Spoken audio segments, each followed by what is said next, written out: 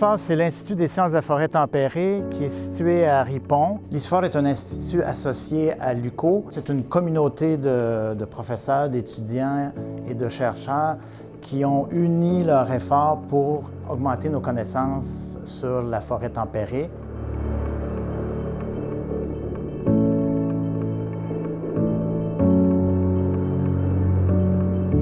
Mon nom est David Rivet, je suis chercheur à l'ISFOR et professeur à l'Université du Québec en Outaouais. Mon expertise de recherche est orientée vers l'écologie des sols et l'agroforesterie.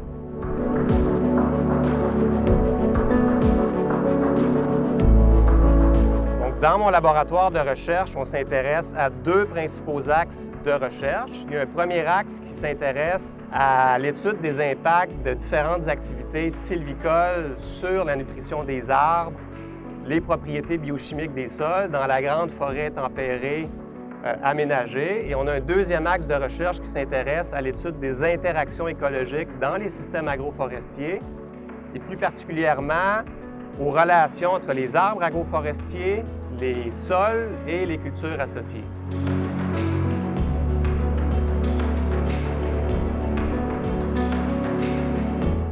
Ici, on a implanté un dispositif expérimental agroforestier chez un producteur agricole qui est partenaire du projet. Et les objectifs du projet, c'est de tester l'impact d'une haie agroforestière puis d'un système agroforestier intercalaire qui intègre le sol à croissance rapide. Et on regarde l'impact de ces systèmes-là sur les conditions microclimatiques, sur les propriétés du sol et sur la productivité des cultures agricoles qui sont associées au sol.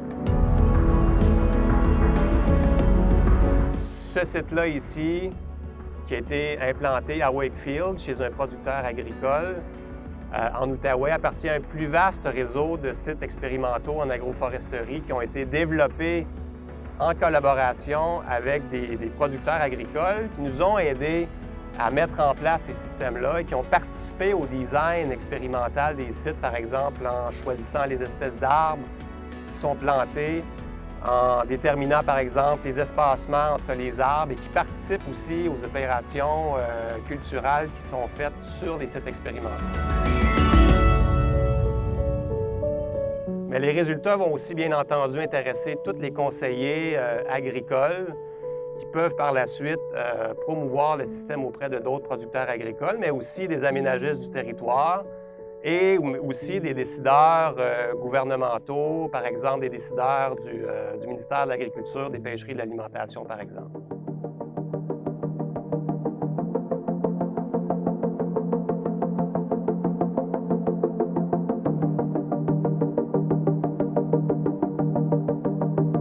Bonjour, je me présente, Frédéric Doyon.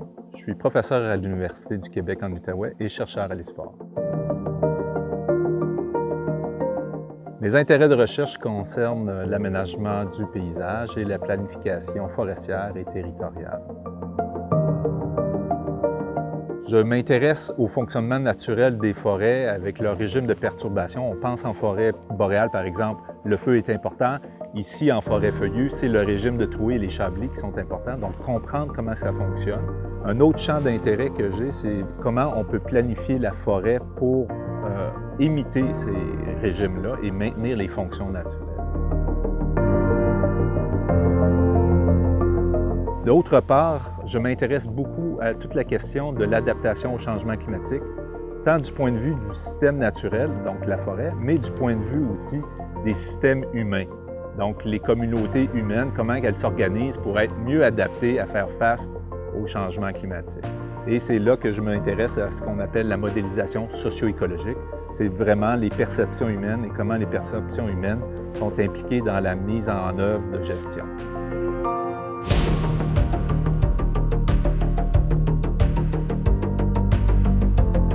Depuis quelques années, on travaille sur un grand programme de recherche qui s'appelle Forêt s'adapter. Donc, dans le programme, on essaye de développer justement différents outils pour aider nos partenaires, qui sont des propriétaires de forêts privées ou des gestionnaires dans le territoire des MRC, pour développer des approches soit d'aménagement ou de sylviculture qui vont rendre les forêts plus résilientes et plus résistantes aux changements globaux, dont les changements climatiques. Donc, le projet Forest adaptée visait en 3 phases à développer, premièrement, des outils pour évaluer la vulnérabilité des forêts. Dans un deuxième temps, de voir comment les forêts, avec cette sensibilité-là, ont une capacité de réagir puis de soutenir ces menaces-là. Et dans un troisième temps, de développer des approches civicoles qui vont renforcer la capacité d'adaptation de ces forêts-là. Donc, spécifiquement ici à Drummond, ce qu'on fait, c'est qu'on développe et on essaie justement ces modes culturaux-là qui vont viser à renforcer la capacité d'adaptation des forêts aux changements globaux. Donc, pour le développement de la sylviculture d'adaptation, dans ce projet-ci, on s'est mis en partenariat avec 2 agences de forêt privée. Ici, c'est l'Agence de forêt privée des Bois-Francs. Et bien sûr, une fois que nous aurons complété ce projet-là, ceux qui pourront en bénéficier seront ceux qui seront capables de mettre en œuvre les pratiques culturelles qu'on va avoir testées. Donc, l'Agence des forêts privées des Bois-Francs et l'Agence des forêts privées de la région de Bellechasse.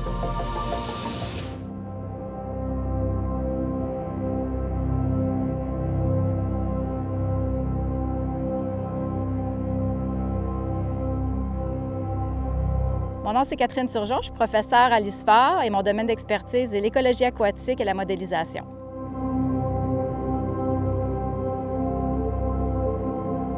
Mes intérêts de recherche visent à comprendre la complexité écologique et socio-écologique de nos écosystèmes aquatiques régulés. Ça inclut réservoirs, rivières harnachées et tout ce qui est pêcherie. Un des projets qui me tient à cœur présentement, c'est que je travaille avec des pourvoiries au Québec. Donc, le but du projet, c'est d'orienter et de guider les propriétaires de pourvoiries pour une meilleure pêche. Et pourquoi le projet est intéressant, c'est que ça inclut aussi de la science citoyenne. Donc, on demande aux pêcheurs de nous ramener les carcasses de poissons. On peut extraire les otolithes, ce sont les os dans la tête des poissons qui nous permettent de donner leur âge.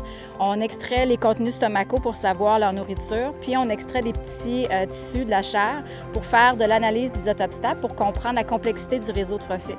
Donc, on est capable d'orienter les propriétaires de pourvoiries sur la qualité de leur pêche.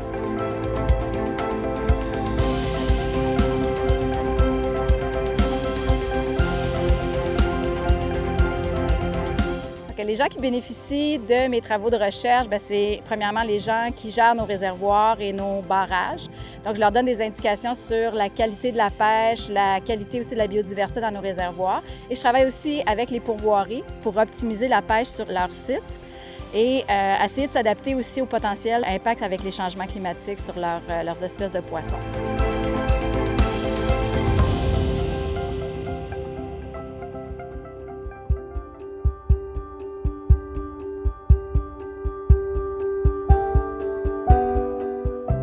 Bonjour, donc moi je m'appelle Clément Chion, je suis professeur ici au département de sciences naturelles et chercheur à l'ISFOR.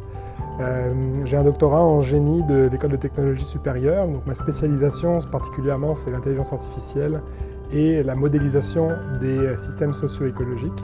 En d'autres termes, je m'intéresse aux interactions entre les systèmes sociaux et les systèmes écologiques et évidemment à leurs impacts. Ma recherche s'inscrit dans la perspective de la conservation et de la gestion durable des ressources naturelles renouvelables. Je m'intéresse particulièrement aux processus participatifs, donc les processus qui impliquent des gestionnaires et des parties prenantes pour l'aménagement d'un territoire donné.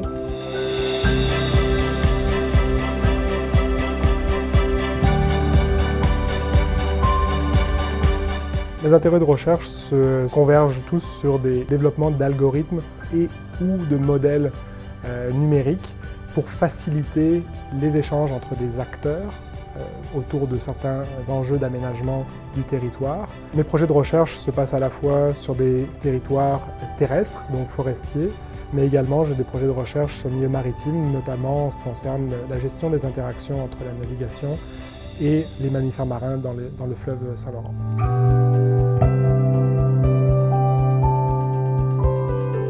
Donc, dans mes travaux de recherche, comme je l'expliquais, on développe des outils qui sont des outils d'aide à la concertation et d'aide à la décision.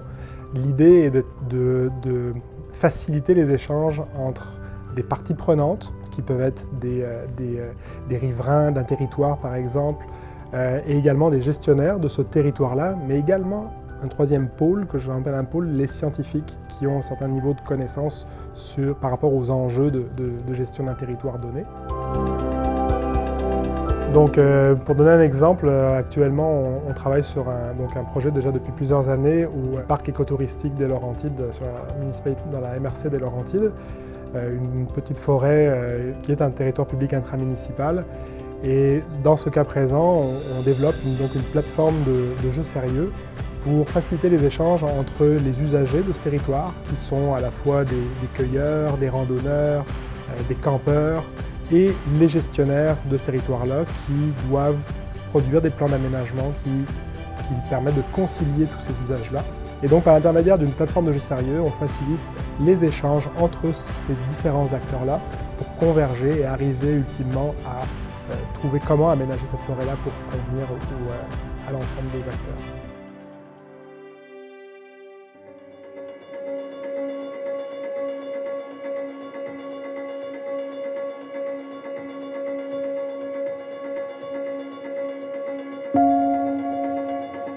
Alors bonjour, mon nom est François Lorenzetti. Je suis professeur à l'Université du Québec en Outaouais et chercheur à l'Institut des sciences de la forêt tempérée.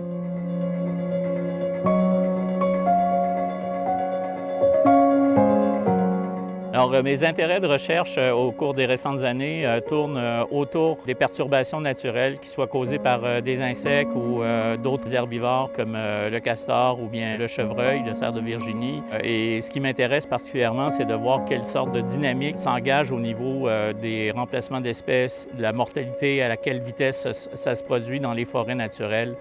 Et c'est une espèce de petite fenêtre sur qu'est-ce qui nous attend avec les changements climatiques.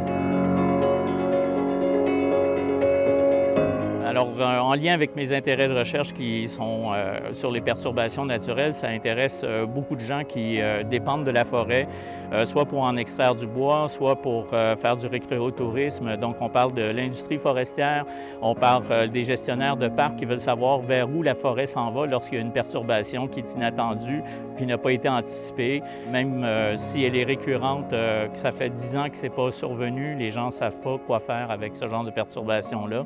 Donc, ça a un impact direct sur la façon de gérer la forêt et toutes les personnes qui sont de près ou de loin impliquées dans cette gestion-là sont des personnes qui peuvent bénéficier des recherches que je mène.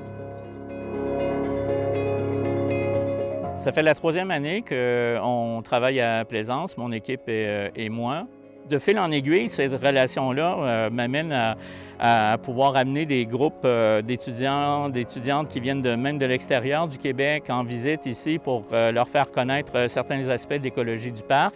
Et depuis qu'on a ouvert le baccalauréat en écologie et en environnement, aussi d'amener les étudiants et les étudiantes en sortie terrain pour leur montrer et leur expliquer des relations écologiques qui sont plus faciles à expliquer lorsqu'on est sur place que lorsqu'on est devant un tableau en pleine salle, en plein milieu d'une ville.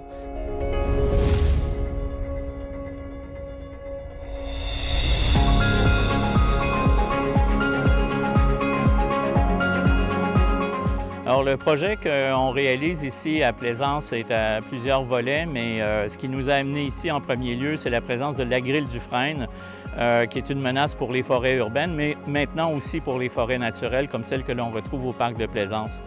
Alors ici, ce qu'on essaie de déterminer, c'est quelle est l'importance du frêne en termes écologiques. Est-ce que c'est important pour la dynamique des éléments nutritifs? Est-ce que c'est important, par exemple, pour les populations de castors qui sont présentes dans le parc?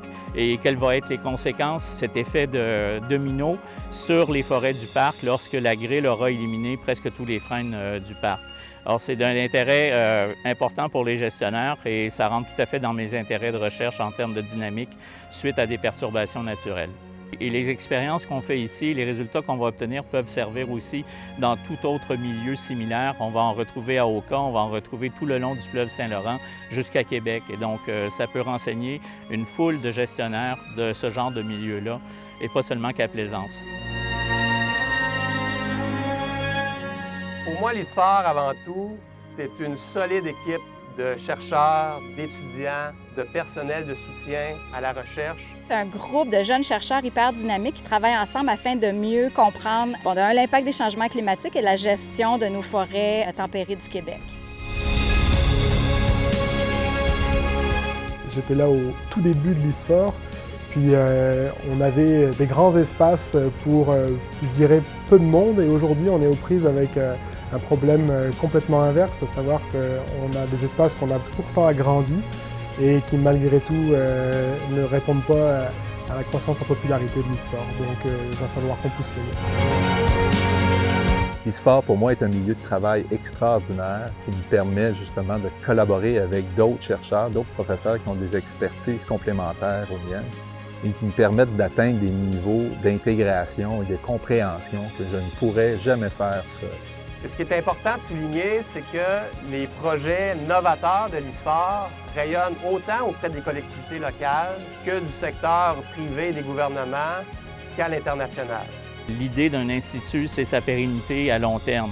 Donc, de laisser un legs pour les prochaines générations de chercheurs aussi qui vont venir et profiter de ce qui a été mis comme base à l'édifice d'un institut qui existe finalement depuis pas très longtemps, mais qu'on espère qu'il va vivre très longtemps pour les générations futures.